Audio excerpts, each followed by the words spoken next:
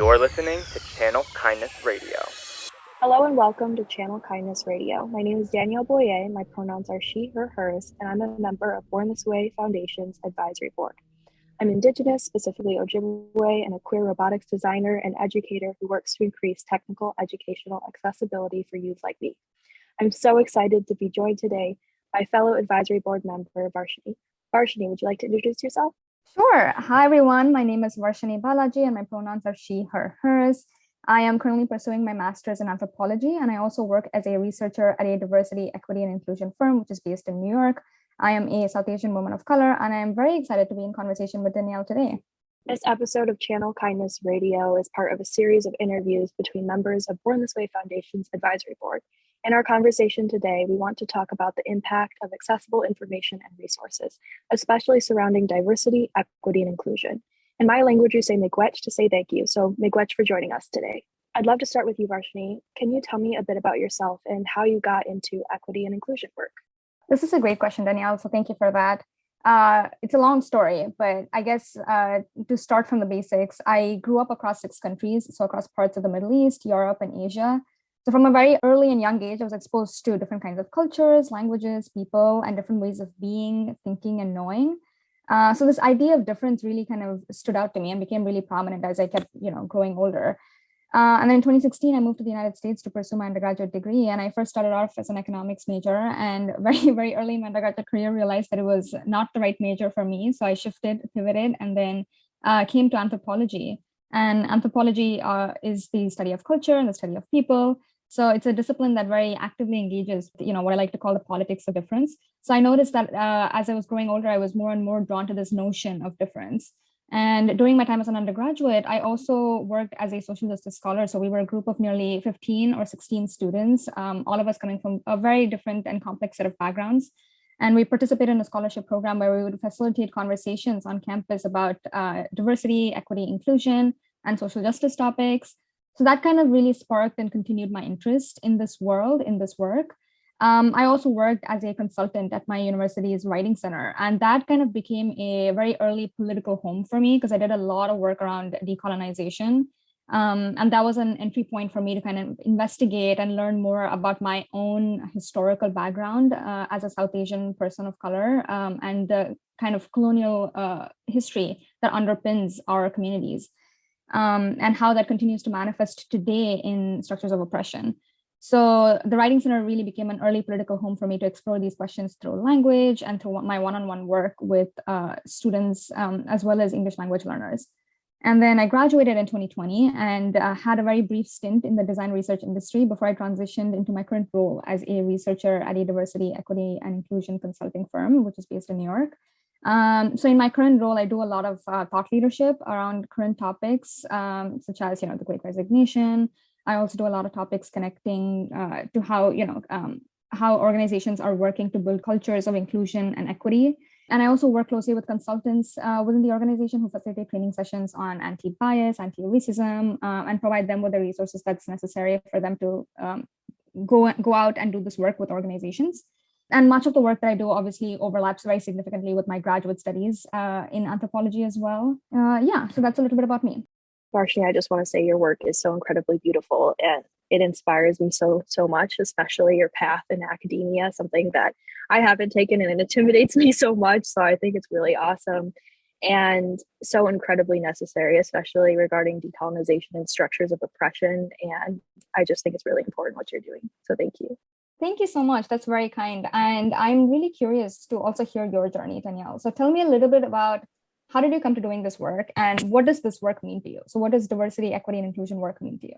So I've been working specifically in technical education since I was 10 years old. And I saw a lack of educational opportunity. I started teaching kindergarten students and it kind of grew into a minority and youth-led charity called the STEAM Connection in 2019. I've always grown up seeing kind of 2 worlds, a world where students are able to afford all of these resources and things to learn with, and then students who didn't have those opportunities. quality of education is really heavily tied into things like your race and how much money you make, and it shouldn't be that way. And so a lot of the work that I do is based on that, like, why is it this way and what can we do to change that and provide opportunities for our students? So for me specifically, I work to equip students, specifically Indigenous students, with tech skills for free. And so I do this actually through robots, which is my personal passion. I invent robots, I manufacture them, I distribute them for free. A lot of them teach skills in, engineering. We also have ones that speak Indigenous languages, stuff like that. And I'm really interested in seeing how we can use tech as tools to really help and support our community and our students. My main goal behind this is I just want to see all of my community have the opportunity to pursue what they want to pursue, no matter what they may be. And I think tech is such an important foundation of that. But I also think that it's really important to move beyond that and to provide safe spaces for our youths to move into after they have these types of programs, especially in the workplace, in academic spaces, etc. And I always ask myself, I'm like, how do we do this? Because there's so much to tackle. And for me, I'm not even personally in like academic spaces. It's like, how do we do this? So I work with a lot of organizations, especially tech ones, on things like diversity training. And like programs for small business owners, entrepreneurs, things like that, and especially on like diverse hiring practices, because I want to show them that it isn't enough to just have diversity. We need equitable workplaces.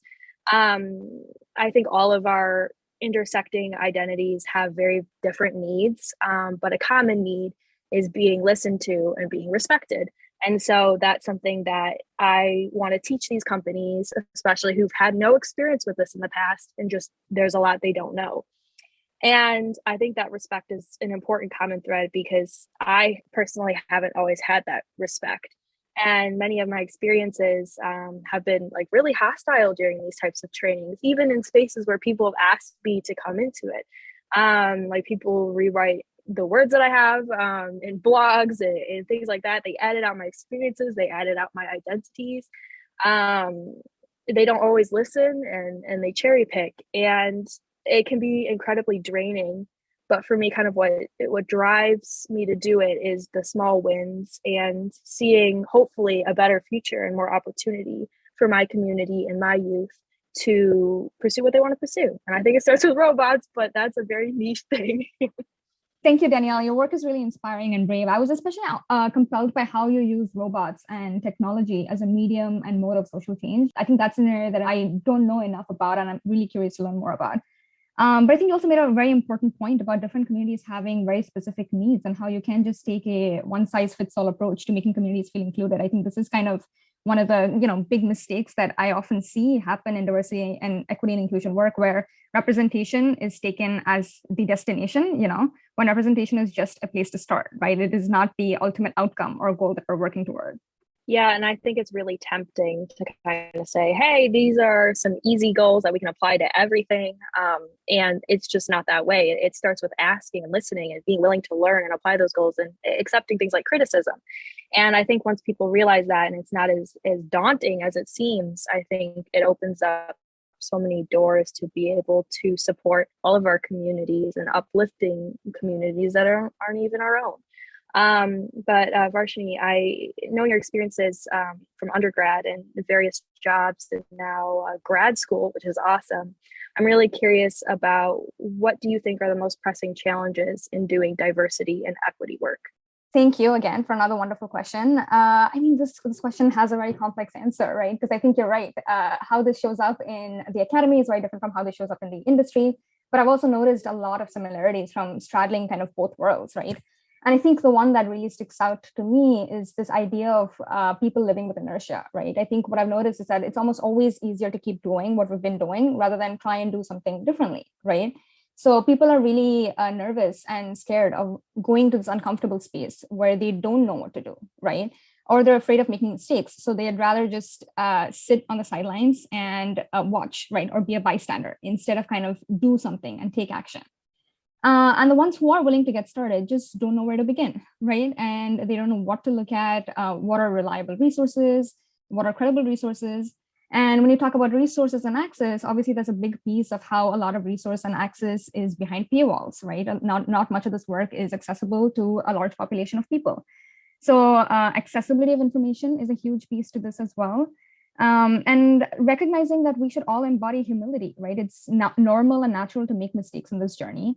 We can't expect ourselves to be perfect, and neither can we expect each other to be perfect, but recognizing that we're all human, embodying that humility with this kind of deep sense of commitment, that even though I'm going to make mistakes, I'm still going to keep trying and keep learning. I think ultimately that's what matters. And I think as a basis, it's important to understand that this work is inherently messy and complex, right? Because we are navigating some complex human emotions. And this work is not just about emotions, right? This is also about deep-rooted and long-standing systems of oppression that have been ongoing for centuries and continue to exist. So the only way to kind of tackle these systems of oppression in a structural and systemic way is by people committing in this more serious and intense way than I see people doing right now. Because I think a lot of what I notice in the work that I do, both in the academy as well as in the industry, is that there is a sense of, a general sense of commitment, but it still remains very kind of high level, right? Still very superficial. And sometimes it's performative, right? It looks good for the corporate to say certain things. It looks good for the corporate to donate a certain amount of dollars towards a certain kind of a cause. But it doesn't necessarily translate to organizational culture, or it doesn't necessarily translate to hiring practices, right?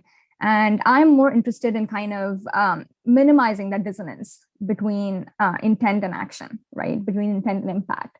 So I think that's kind of the space that I'm coming from. And in full transparency, I'm kind of over the phase of, let's make a business case for diversity, equity, and inclusion, because I think that case has long been made, right? And I think it's time that we realize that it's long been made and commit to taking serious action about it. So when I think of action and when I think of the fact that this work demands everyday commitment from all of us, I'm often reminded of the Black activist Mariam Kaba's words.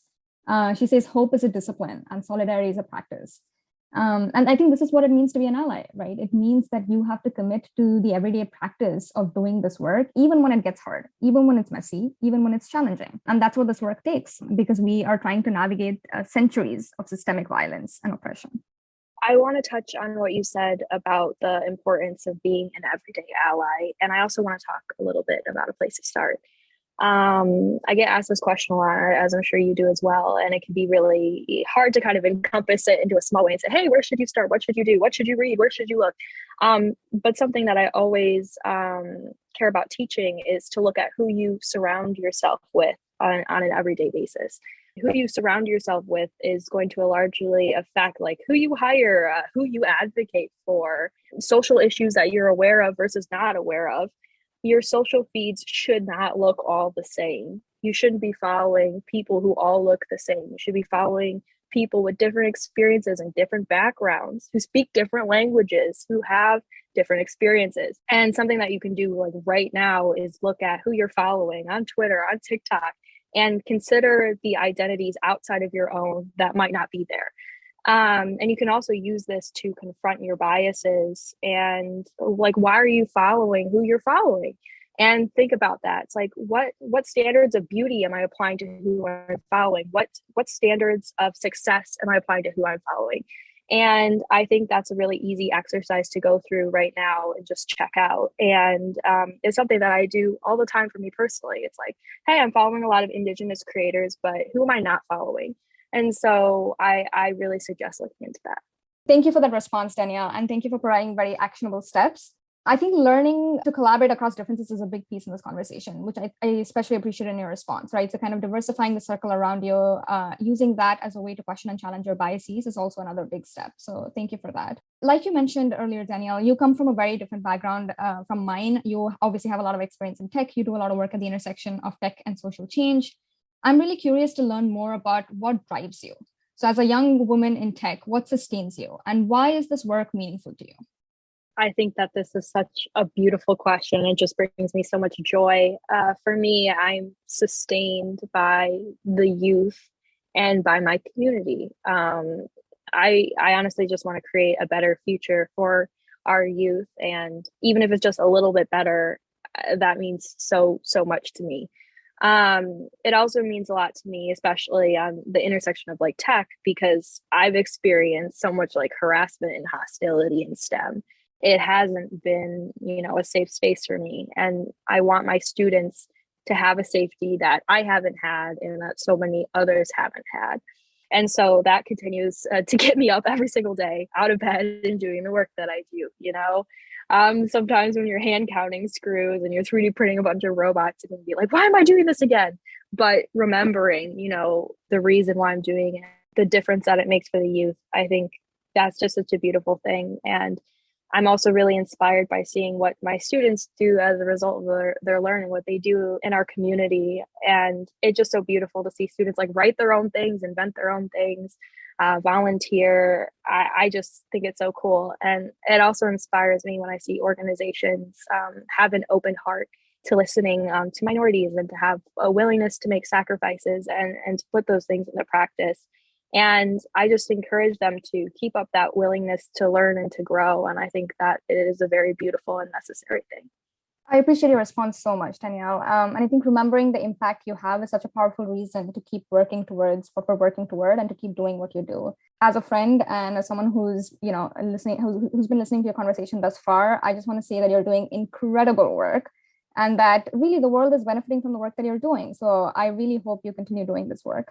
I appreciate those kind and thoughtful words. And I'm so inspired by you as well. As I said, like seeing the work that you're doing in academia, I cannot imagine how hard it is and the everyday sacrifices that you take. So just thank you for doing that.